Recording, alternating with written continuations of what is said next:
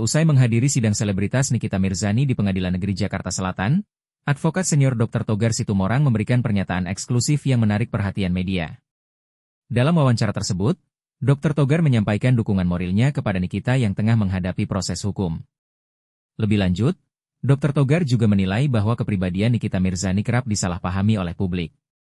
Ia menyebut bahwa di balik image keras dan belak-belakan yang sering muncul di media, Nikita adalah sosok yang perhatian, tangguh, dan memiliki kepedulian sosial yang tinggi. Di akhir wawancara, Dr. Togar secara tegas menyatakan kesiapannya untuk menjadi penjamin pengalihan status tahanan Nikita Mirzani.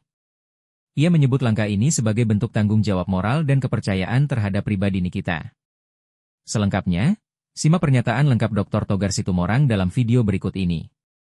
Jadi saya secara pribadi itu melihat kondisi Nikita Mirzani itu sangat tidak pas dan tidak layak. Karena dia itu sampai saat ini sangat kooperatif. Dan dia itu adalah seorang wanita, single parents, mempunyai anak. Namun, di balik itu semua dia harus kelihatan tetap kuat dan strong. Yang harusnya seorang Nikita Mirzani, kalaupun lagi memproses satu hukum, tidak perlulah sampai seperti itu. Jadi kemarin di Pengadilan Negeri Jakarta Selatan, saya juga sangat happy, sangat senang, dan otomatis saya akan support daripada Nikita Mirzani, apalagi terkait proses hukumnya, itu loh.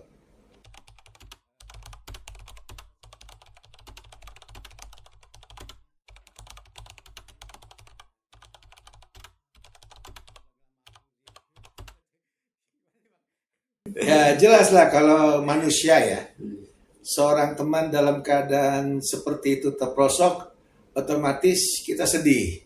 Dan kita berharap adanya tangan Tuhan, adanya mujizat dari Yang Maha Kuasa, agar semua bisa terselesaikan dengan baik.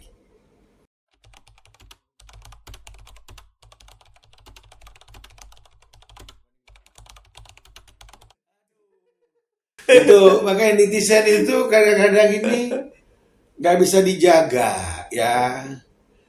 Saya satu kenal dengan Nikita, dan yang kedua saya ini adalah udah orang tua ya, dan yang ketiga saya ini praktisi hukum, yang keempat latar belakang saya doktor ilmu hukum. Jadi untuk apa saya pansos? Kita sudah lama sekali tahu dan kenal gitu. Itu aja. Jadi apa dan bagaimana Niki, walaupun saya di Bali kita akan tetap secara emosional kita akan dukung Nikita Mirzani.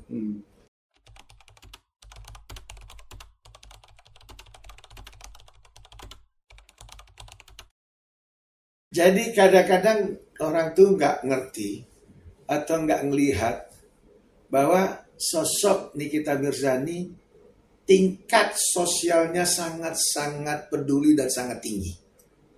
Dia itu tipikal orang yang suka sedekah, suka berbagi, suka memberi tanpa pamrih. Itu real banget ya? Real. Bukan setting atau... Dan dia ikhlas. Makanya kalau yang merasa dekat sama Nikita, dia akan tahu itu. Jadi kalau orang-orang yang palsu, artinya yang mau sok-sok dekat sama Nikita tapi di ujungnya juga ngebacot untuk Nikita, ya itu berarti ya itu teman-teman palsu.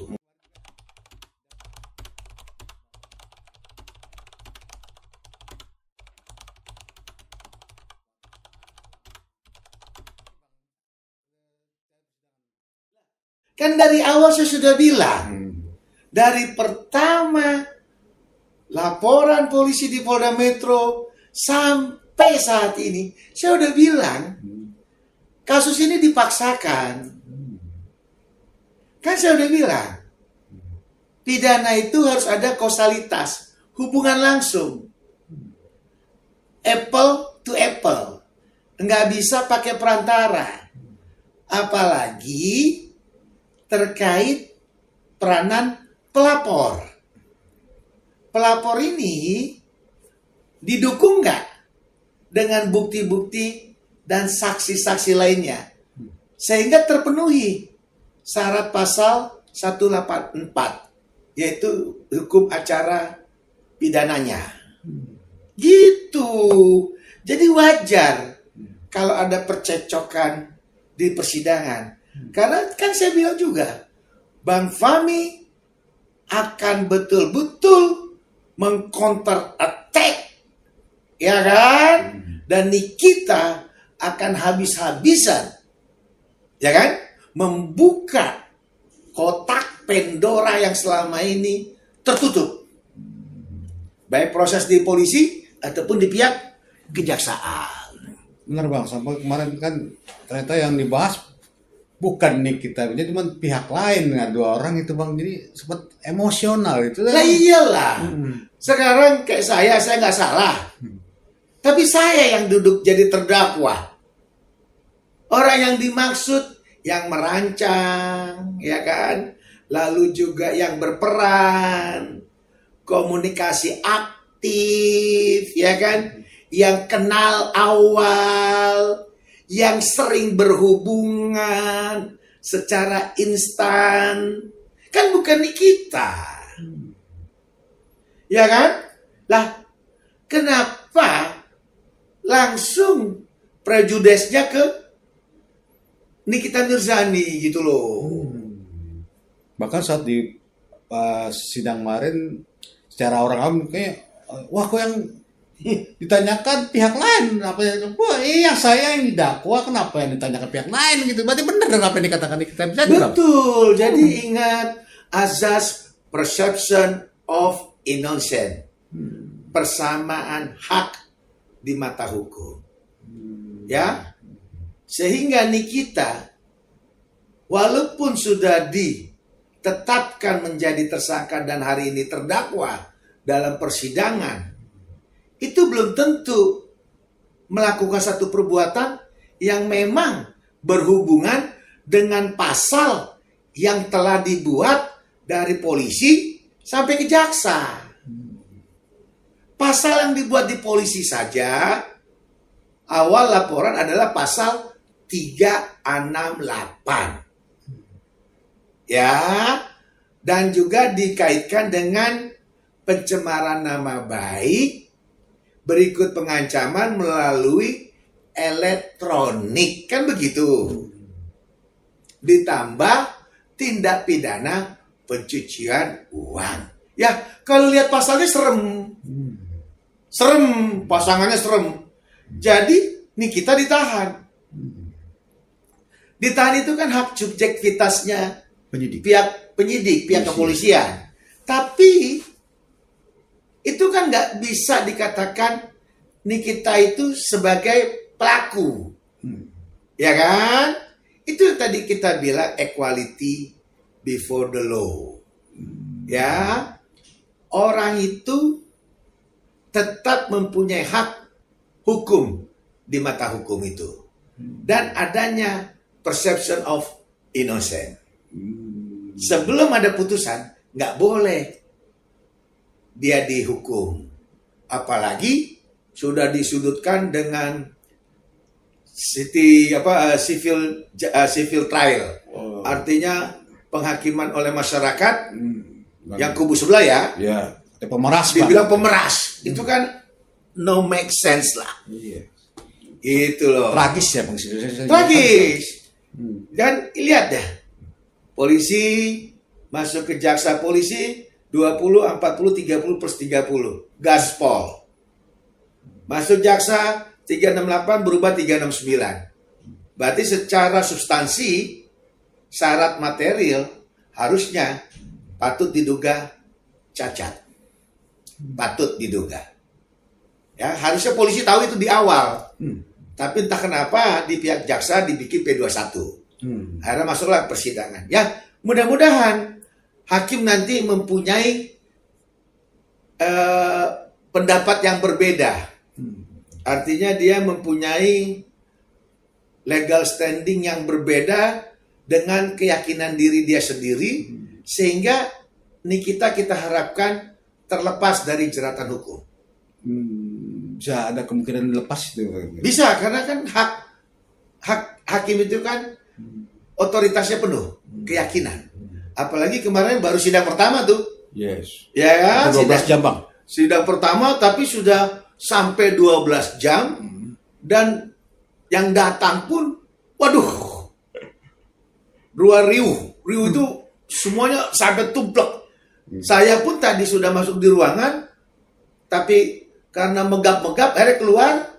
Jadi semua wih, gagap gubita lah. Baru kali ini kita lihat sidang luar biasa. Bang. Di PN Jakarta Selatan. Bahkan mengalahkan sidangnya Hasto, Bang. Betul. Dan yang lebih seru lagi, ada pihak sebelah itu bahwa kalau saya lihat ada orang badan-badan besar. Itu juga kita lihat, waduh ini kayak apa ini? Apa ada eksekusi lahan? Gitu loh. Apakah perlu, Bang, membawa, ya emang banyak juga yang pertanyaan aku banyak kali itu misalnya bodyguardnya lah istilahnya. Apa perlu, Bang? Sebenarnya dengan cara-cara seperti itu artinya menandakan mereka nggak percaya sama pengadilan. Nggak percaya diri mungkin. Bukan, tidak percaya kepada pengadilan. Oh, merasa terancam. Yes. Hmm. Padahal mereka lupa, pengadilan itu tempat masyarakat mencari keadilan. Berarti itu adalah tempat safety place. Tempat yang aman. Karena kita tahu, dari awal pintu masuk sampai ke dalam, pasti ada polisi. Pasti. Ada polisi, mungkin juga ada Intel TNI, mungkin juga ada security. Itu safety place pengadilan. Tapi kalau betul itu terjadi, ada kelompok-kelompok tertentu yang ya itu saya jadi kaget juga. Kepentingannya apa? Jadi bikin riuh. Padahal yang datang ke situ adalah orang bermasalah. Orang yang punya kepentingan pribadi yang urgent, yang penting. Bukan untuk show off. Kecuali terkait eksekusi tanah, eksekusi bangunan, bolehlah. Berarti ini tidak ada apa-apa kok. Itu sidang biasa. Jadi untuk apa show off? Coba sidang pembunuhan atau apa? Ya lain lah, kemungkinan akan ada charge. Tapi kita Iya. percayakan lah. Pihak kepolisian dan keamanan, apalagi Polres Jakarta Selatan itu oke lah. Masih bisa diduga dia emang ketakutan, Bang. Memang punya rasa bersalah tuh gimana? Kita sih nggak mau berasumsi ya.